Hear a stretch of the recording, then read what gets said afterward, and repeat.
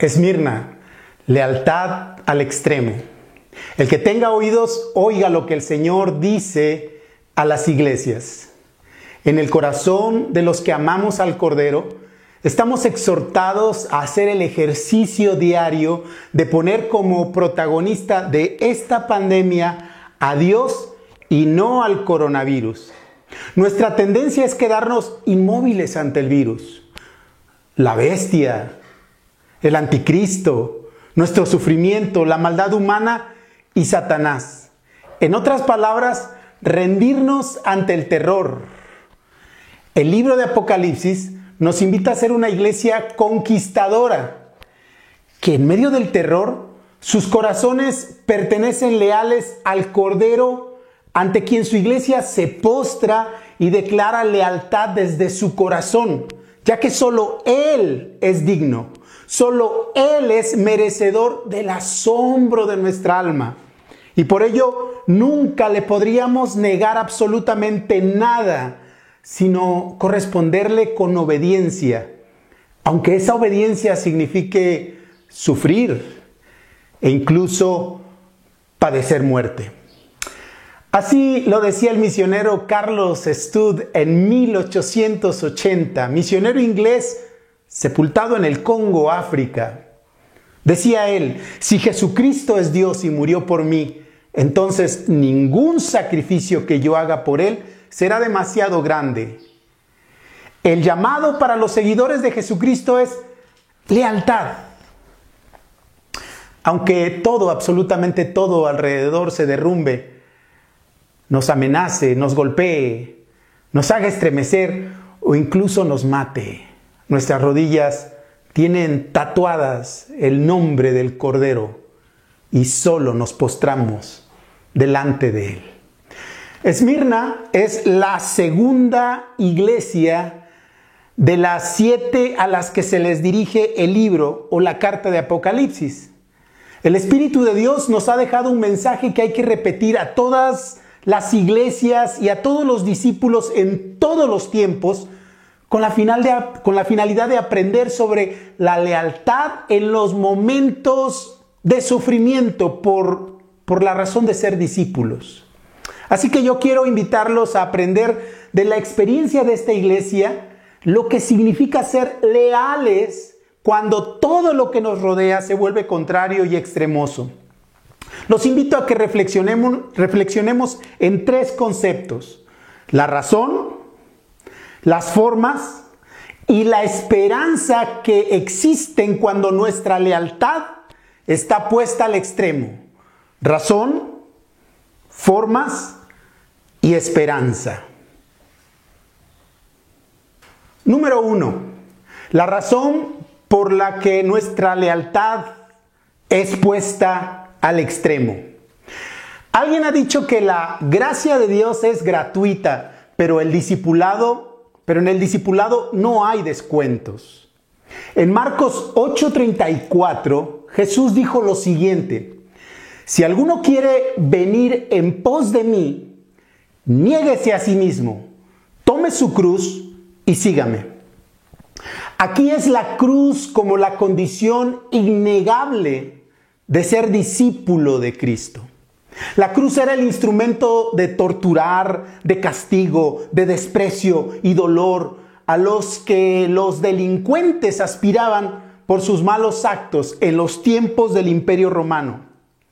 Nadie hacía bromas de la cruz en esos tiempos del Nuevo Testamento. Quien en una reunión se atreviera a decir un chiste al respecto de la cruz, seguramente la gente lo iba a echar de en medio de la reunión y recibiría una corrección verbal. No se hacen chistes de la cruz, le dirían. La cruz representaba dolor.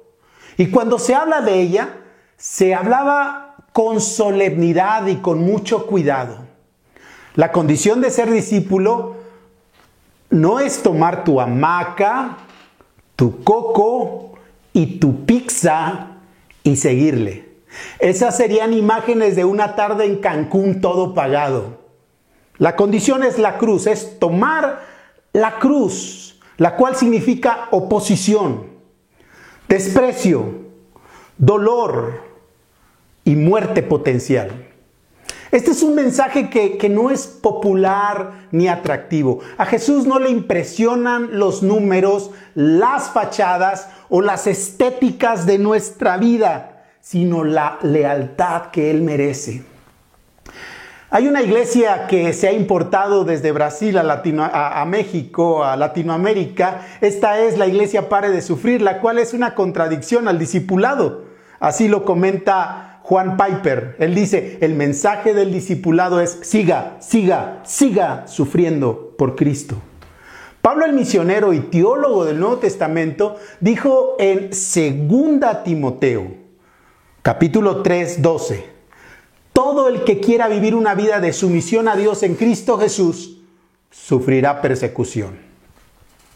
Este es el mismo mensaje para los creyentes de la ciudad de Esmirna.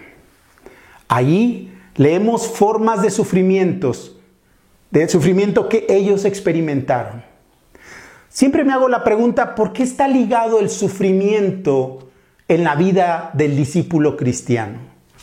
Leemos en el versículo 9 y 10 el nombre o la razón, el personaje de este sufrimiento. Este personaje se le da dos nombres: Satanás, que significa enemigo, y diablo, que significa calumniador. Un mismo personaje con diferentes y múltiples acciones para poner al extremo nuestra lealtad al Cordero.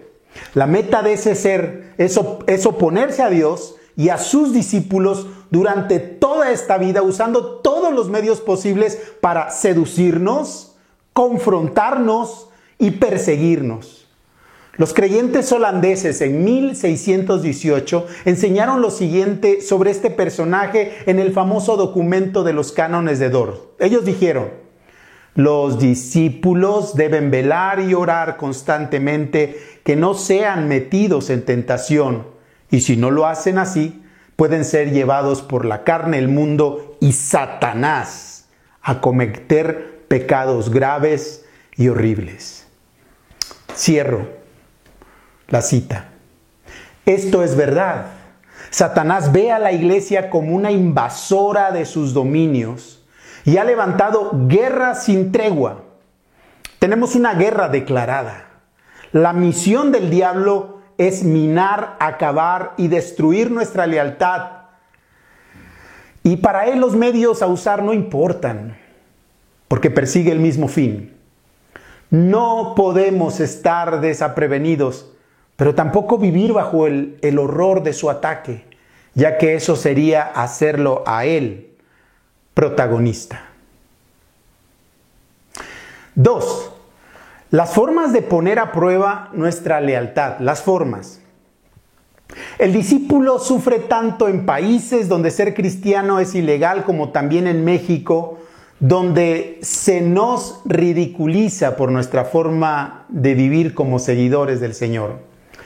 Aquí en el mensaje de Esmirna se mencionan 4 formas de oposición y formas de poner al extremo nuestra lealtad. Estas son la dignidad diaria, la de la propiedad, la del honor y la de la integridad física. Dignidad, propiedad, honor e integridad. 4 formas. La primera de ellas en el versículo 9, la de la dignidad en la vida diaria. Dice el Señor: conozco tu tribulación. Y viene del griego tribulación, camino angosto, prensa, trillar. En el momento de esta iglesia, los judíos usaban sus derechos de religión oficial ante el Estado romano para hacer la vida difícil a los discípulos cristianos. Como un ejemplo, recordemos cómo Pedro y Juan en Hechos capítulo 4 fueron enjuiciados por los judíos en tribuno, prohibiéndoles libre discurso. Imagínense.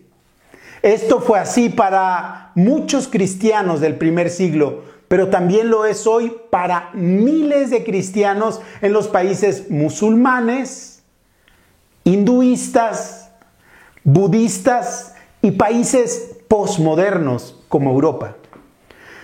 A todos ellos se les hace tribulum para limitarlo en sus actividades diarias y la proclamación de la palabra de Dios. ¿Puedes imaginarte que las actividades diarias de la vida sean un sufrimiento para ti? como comprar, ir a trabajar, conseguir un lugar en la escuela para tus hijos, descansar, vivir en paz en tu vecindario. Pero esa era la forma de vida de los creyentes de la ciudad de Esmirna. Aún la seguridad del hogar y de la familia, donde se supone que debe de haber comprensión y amor, puede llegar a ser un lugar de dolor y persecución por nuestro compromiso con el Salvador. La segunda forma que leemos de estos cristianos, que su lealtad era puesta al extremo, es la de la propiedad. Dice, conozco tu pobreza, versículo 9, y viene del griego petushian, que significa mendicidad. Mira, una cosa es no tener para ponerle los 4 neumáticos nuevos al coche, pero otra muy diferente es no saber si comerás la siguiente comida. Para estos creyentes de Esmirna, la lealtad a su Salvador parece que les había llevado aún a la confiscación de sus bienes. Como lo dice la experiencia de los creyentes a la que fue dirigida la carta de Hebreos en el capítulo 10, versículo 34. Dice, ustedes tuvieron compasión de los que estaban en la cárcel y hasta con alegría se dejaron quitar lo que poseían, sabiendo que en el cielo tienen algo que es mucho mejor y que permanece para siempre. La tercera forma de poner al extremo la lealtad de los creyentes de Esmirna era la del honor. Yo le llamo la de la blasfemia porque dice el versículo 9, conozco la blasfemia. La definición estándar de blasfemia es insultar a lo sagrado. Y esta blasfemia para los creyentes fue insultar a su Salvador, los gentiles insultando al Salvador, al vituperarlos como seguidores del Señor. En Mateo 12:32 vemos que esta dimensión de la blasfemia en el evento de Jesús toma otra dimensión. Los religiosos le dicen a Jesús que él tiene demonio, está endemoniado. A esto Jesús mismo en ese pasaje le llama blasfemia y lo vincula con el pecado contra el espíritu. Así que todos esos apodos, burlas, acusaciones verbales, calumnias sobre ti por ser discípulo de Jesús, caen en esta definición de blasfemia contra Dios. ¿Te imaginas que ya no te llamen Carlos, Ruth o Esther, sino que por ser cristiana te griten, adiós, rata de templo? Blasfemia por su nombre. La tercera forma de poner al extremo su lealtad fue la de la integridad física. Versículo 10. Los creyentes ahora se exponen a lo último en el abanico de las formas extremas de querer romper su lealtad. El enemigo lo está haciendo. Se menciona un periodo ahí de días, sufrir por 10 días. Pensamiento y periodo que nos recuerda aquel tiempo intenso de prueba de Daniel y sus amigos en Daniel capítulo 12 al 14, Daniel 1 del 12 al 14, por lo que 10 días puede significar aquí un momento intenso que les depara a ellos como creyentes. Seguramente la ejecución, toda su lealtad y la corona que este mundo iba a poner sobre los creyentes de Esmirna era la misma muerte. Estas fueron las formas de llevar al extremo la lealtad de los hermanos en Esmirna. Aquí hago una reflexión en esta época de coronavirus. ¿Cuál es la forma que nuestro enemigo quiere usar o está usando para llevar al extremo nuestra lealtad al Cordero en este tiempo de COVID? Miren, yo considero 2. Número 1, calumnias debido a nuestras aparentes imprudencias. Hay varios casos que mencionar en este punto, pero uno de ellos nada más es lo que pasó este pasado 27 de febrero del 2020. La iglesia Puerta Abierta de Mulhouse, Francia, celebró un congreso de oración en esas fechas, en sus instalaciones, con la asistencia aproximada de 2.500 creyentes de diferentes partes de Francia. Algunas de estas personas no lo sabían, pero estaban contagiadas del COVID. El virus pasó a varios asistentes y al mismo tiempo a otros para cuando los asistentes regresaron a sus ciudades. Hasta este momento, de esos 2.500 asistentes, 20 personas han muerto y 70 más están en estado crítico por el virus.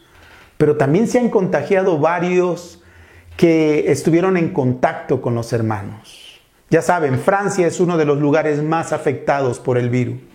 Y los medios sacaron madera de esta situación y encontraron en la iglesia de Mulhouse su chivo expiatorio perfecto, culpando así a los evangélicos de no amar a su comunidad, de no amar a su prójimo. Algunos de la sociedad francesa incluso hasta el día de hoy están lanzando amenazas de muerte sobre los cristianos evangélicos.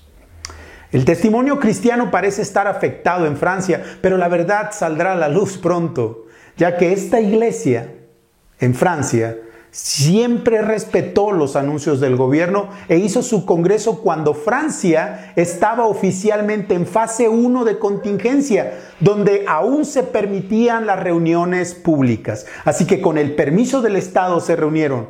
Pero vean, el enemigo cómo calumnia y tuerce todo, porque quiere atacar al máximo nuestra lealtad y testimonio. Realmente a mí me preocupan los verdaderos casos de imprudencia a lo que los cristianos mexicanos podríamos incurrir cuando, disfrazados de una super espiritualidad, acusamos a otros de falta de fe porque estos otros han decidido quedarse en casa, usar tapabocas, lavarse las manos o mantener la sana distancia. A estos otros cristianos se les olvida que no deberían de tentar a Dios y juzgar tan rápidamente. Cuidado con las imprudencias. Otro caso que veo que el enemigo puede atacarnos es el enfriamiento espiritual. El Señor Jesús dijo en Lucas capítulo 8:14 lo siguiente: la semilla que cayó entre los espinos, estos son los que han oído y al continuar su camino son ahogados por las preocupaciones, las riquezas y los placeres de la vida y su fruto no madura. ¿Será que en esta etapa de desempleo por causa del virus, y parece que el desempleo está asomándose en el horizonte de nuestro país, se habla de 2 millones de pérdidas de empleo, y también cuando los eventos que va a traer la crisis del COVID empiecen todos a caernos al mismo tiempo, nuestra lealtad se enfriará, se romperá y claudicará?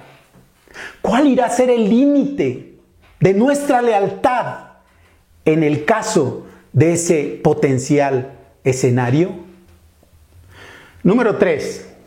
La esperanza cuando nuestra lealtad está al extremo. La esperanza. Miren, con 3 verbos que comienzan con C, podemos definir este tema de la esperanza en el mensaje de Esmirna, en nuestra lealtad como discípulo. Y son estos 3: conocer, controlar y condecorar. Conocer, controlar y condecorar. Primera esperanza está en el versículo 9. Yo conozco, dice Jesús. Cuando Jesús le dice a estos creyentes que conoce, no debemos de entender que Él mira de lejos y se da por informado como con un correo electrónico celestial que le llega y que le informa de nuestra situación y ahí acabó. Y le informa de toda nuestra situación extrema. Cuando Jesús dice conozco, habla aquí de la total experiencia y asimilación personal en nuestra situación extrema. Lo que Jesús está diciendo a sus discípulos, quienes sufren por Él, es esto: yo he experimentado todas estas áreas en las que sufres y recibes oposición. Jesús no es el amigo lejano que solo da palmadas en el hombro o te manda un mensaje trillado de WhatsApp. Él conoce todas las áreas por las que cualquier creyente pueda pasar, porque Él mismo las ha vivido. Vivió amenazas, pobrezas, desprecios, dolor y por supuesto todo esto de manera superlativa. Aún la muerte la experimentó.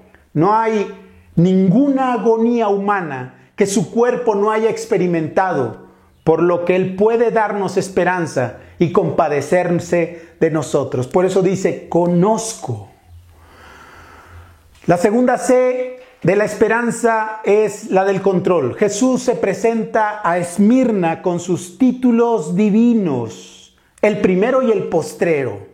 Título que Dios mismo usa en el Antiguo Testamento, en Isaías 44, versículo 6. Por lo que la eternidad es suya y aún más, Él conoce y tiene las riendas de todo lo que acontecerá, incluso en esos 10 días donde echarán a la cárcel a los creyentes y morirán muchos de la iglesia de Esmirna. Él sabe lo que viene, Él lo controla, nada se escapa de sus riendas. Todo el libro de Apocalipsis nos muestra a nuestro Dios, a nuestro Salvador, tomando las riendas de la vida y de la muerte, dice el versículo 8. De hecho, una frase que se repite en varios versículos de Apocalipsis es este: y se le permitió. Esta frase hablando de los enemigos de Dios y la acción de ellos contra su pueblo. ¿Quién lleva el control y el plan?